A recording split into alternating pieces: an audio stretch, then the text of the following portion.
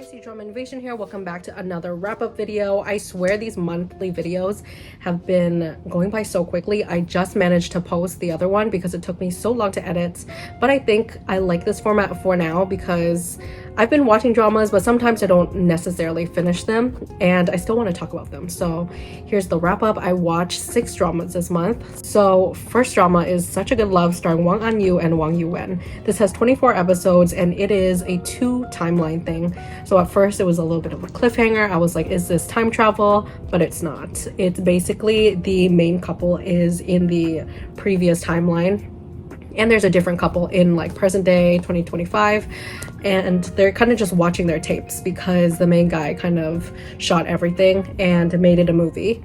So there's a little bit of mystery and I was like, oh, this is interesting.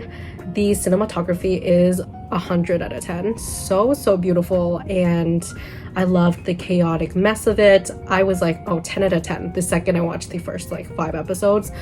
But unfortunately, like a lot of these dramas, it failed to continue the writing, especially with the characters. I felt like it was very nostalgic, heartwarming. It's just a good vibe. And then it got really messy, and I'm okay with some mess. I love a mess if it's done right. I love a dramatic mess particularly. I love it if it's like good pacing and it's like addictive. This was not that. This was just, I was tired. I was tired of the female character just because she made a lot of bad decisions and she didn't consider the male lead's point of view. There were so many scenes when you see him suffering so hard and he's just trying to please her, but no matter what, she was not happy. She chose him and then she also didn't at the same time. She was like very prickly at moments, and he was doing his best. You know, they're both in it together. There's moments where they try to pursue their dreams of arts and stuff, and it's not going well at all because they're living in this dank, cramped basement with a bunch of other kids that are trying to make it big in Beijing. That's like from like, you know, other cities you want to move to LA, right? And it's very difficult, and there's a lot of things that I appreciate about this drama that was realistic, but some of the things were too like quickly dealt with. There's like moments where something really impactful happens, or something, let's say like the character found out, you know, something's happening to them. It's a big moment, right? And it's very sad, and instead of like staying with those emotions, they kind of just sweep it under the rug, which felt really weird to me. Like at first pacing was so good, and then pacing was very weird, and so was character writing. I was sick of her and I was tired of it. So in the end I dropped it. I was only 10 episodes away, so I was around 14 episodes when I stopped. Okay, moving on. Next drama I watched is Demon Hunter's Romance. This has 36 episodes. It's a mystery romance costume drama starring Ren Xiaolin and zuer.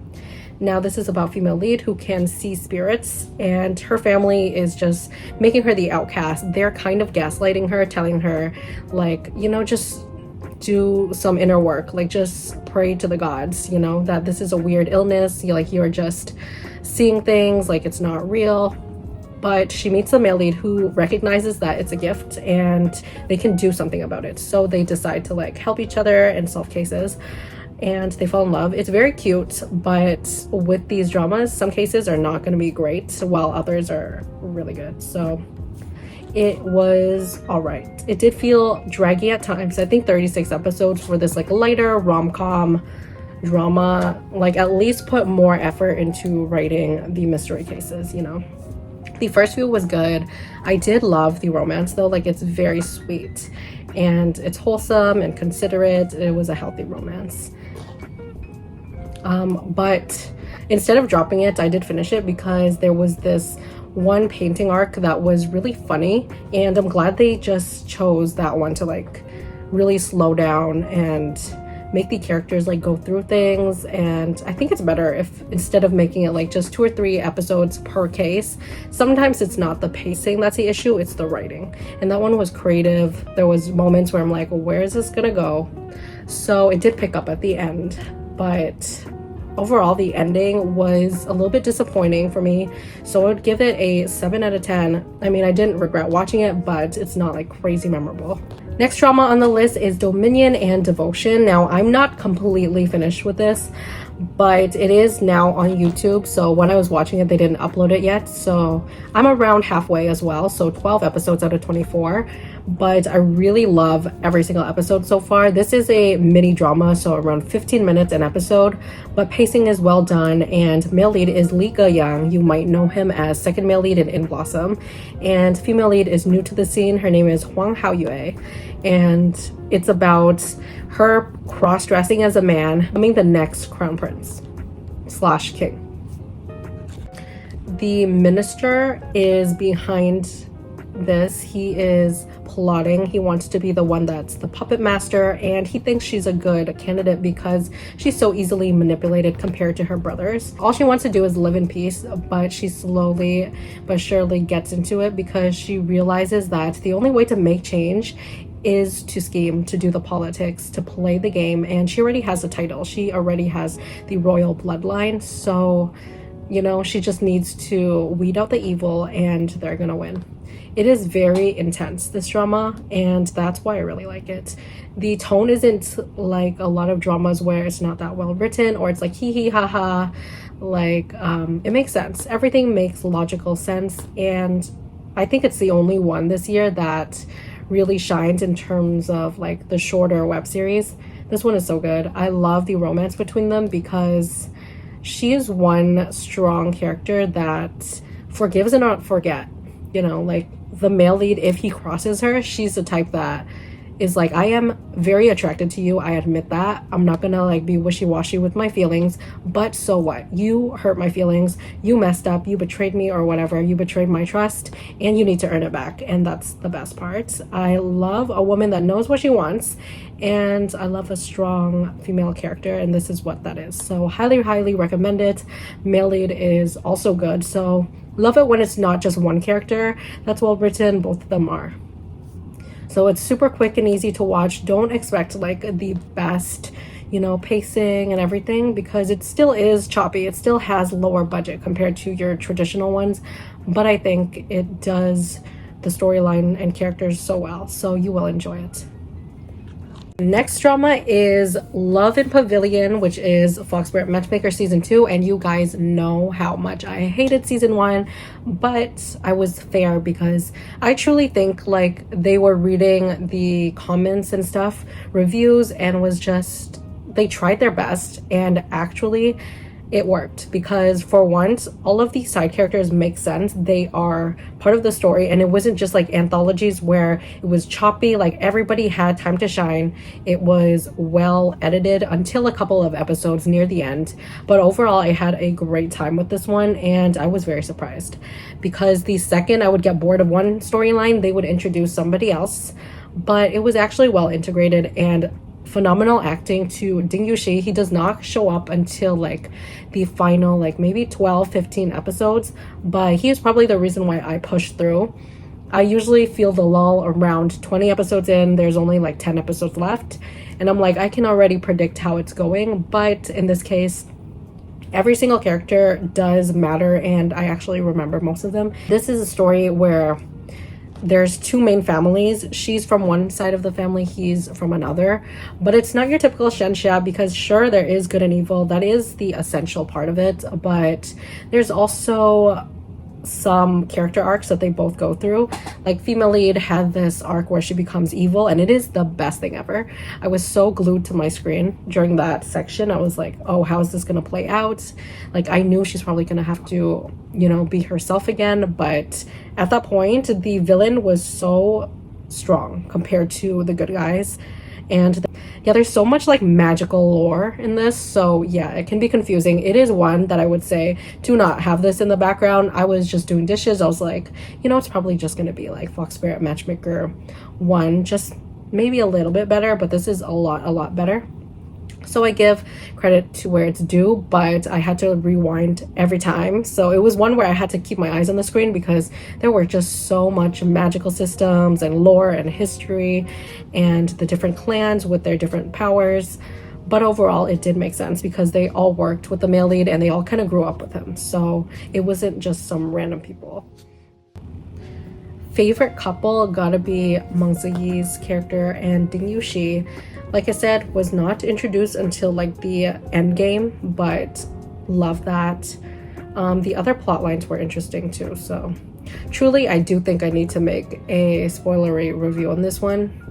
But overall, I would give it, despite its flaws, and I think the ending was a little bit rushed, especially with what happened. There was just so many fights that were going back and forth, but I was a little bit pissed off that it was 2 fights at the same time, and they separated so many of the main characters. Like, yeah, I could still follow along, I get it, but especially on female lead side, when there was so much happening with the male lead in another battle, I was like, honestly, did her battle even need to happen? I was like, where is the female lead in all of this? That's my only issue. But overall, solid 8. Then a drama I kind of put on hold, Kill Lover. This is one of those Wattpad vibes type of short dramas set in modern times. Revenge, you know what I mean, right? This is about a rich girl that lost everything, including her parents, because of this evil man, which happens to be the male lead's father. And he is now a tycoon. He owns everything, and he basically took it from the female lead's company, I mean her family. And yeah, because of that, her reputation, her whole family just went down overnight. And she's back for revenge. But in the very first episode, male lead, or the love interest, takes her out because he's working for the dad, and she comes back with a new face and a new plan. So this has 16 episodes. I am on episode 11, so I should be able to finish this. I was gonna finish it for this, but I already have a rating and like I already know where it's gonna go, you know what I mean? So male lead is played by Wangyan, and female lead is Sun Jiechi. I only know him. I was like, who the heck is this man? I swear his face is so familiar. And then I was like, oh my gosh, he is from I Am Nobody. So I love that. His acting here is good, and it's really weird to see him in this like alpha CEO vibes. This was one where it was just a brainless pick-me-up, you know, it's nothing crazy. It doesn't have so much logic behind it. It's just a fun time. And I did enjoy it for what it was, because I knew that it's not going to be perfect. My sister watched it and she was in the mood for high quality, and I forgot to tell her. I was just like, oh my gosh, I'm eating up the drama, it's so addictive. I was having a down bad day where I was just so sick in bed, and I binge watched like the whole 10-11 episodes. It's for those vibes where you just want a soap opera type of show, and it's like that. So his acting here was good. I think it's the editing and the cringy lines between them, but he is blind because of her, so he hates her. And she comes back and she's like, let's make a deal because I'm trying to get revenge. Honestly, it's the cliffhangers that really got me with these ones. Yeah, so I would say 7, yeah, strong 7 out of 10. Last but not least, you know it's coming, The Prisoner of Beauty. I just finished this a couple of days ago and it was so good. Honestly, I had moments where it was more like a lull because I didn't expect it to be more family drama based. So I'm telling you that first, because I went in with the first like 10 episodes. It was very heavy on the politics, the war. He is a general, right? And the hate to love was great. And then for majority of it, they kind of had an understanding earlier on, and it was less dramatic, less crazy, and was just dealing with the ins and outs of the household. And that's where I was like, I don't know if I love it as much anymore. And I still stand by that. I still think, like, yes, the last like 5-6 episodes were so good. I was on the edge of my seat for the last like 5 to 6 episodes. We got like the big war that was built up the entire time with all the nations clashing.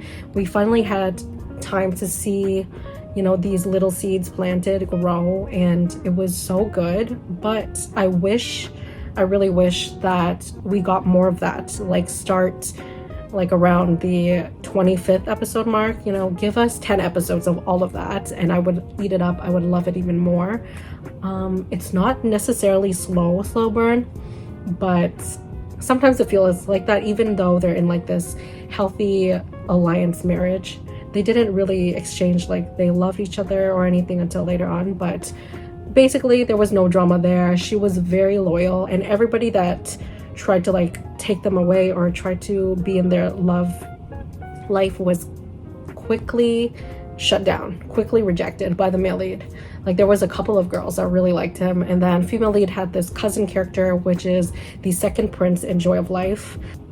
Did you know he got so much hate for playing that like flamboyant playboy character? Because everybody's like, boy, you are too old on the internet. And honestly, I think they casted him because of his mysterious vibes. Like he's so good at being like kind of in the middle with his morals that you don't know which side he's gonna be on, and that's the fun of it. So I get it. And apparently they did it better than the books, because I was reading a bunch of like reviews and tweets on it, and people are saying that that character was very creepy in the books. Like he had minimal screen time, and there were moments here where you just saw there's a softness to him, or how much he cherishes the bond between him and the grandma, or him and the male lead. So I appreciated that.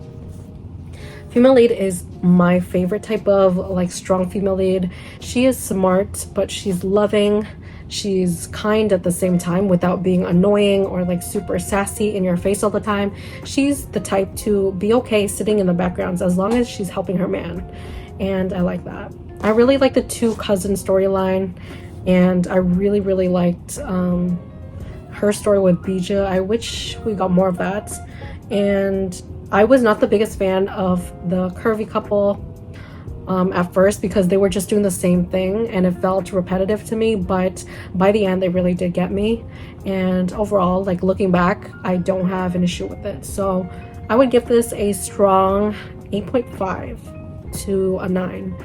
Not sure where it lands yet. I'll tell you by the end of the year after I watch all these dramas. Like I need time to sit on it a little bit and to compare it to everything else that I'm gonna watch in the future and now. So I'll tell you that later, but solid 8.5. But yeah, let me know your thoughts on any of these dramas and what you loved the most in May. I am currently watching Legend of Shanghai. I might go back and do like Prisoner of Beauty, like full detail review with spoilers, also for Love and Pavilion, just because there are like spoilery things I want to touch upon, and I think they're like prominent points to the story for the next June wrap up.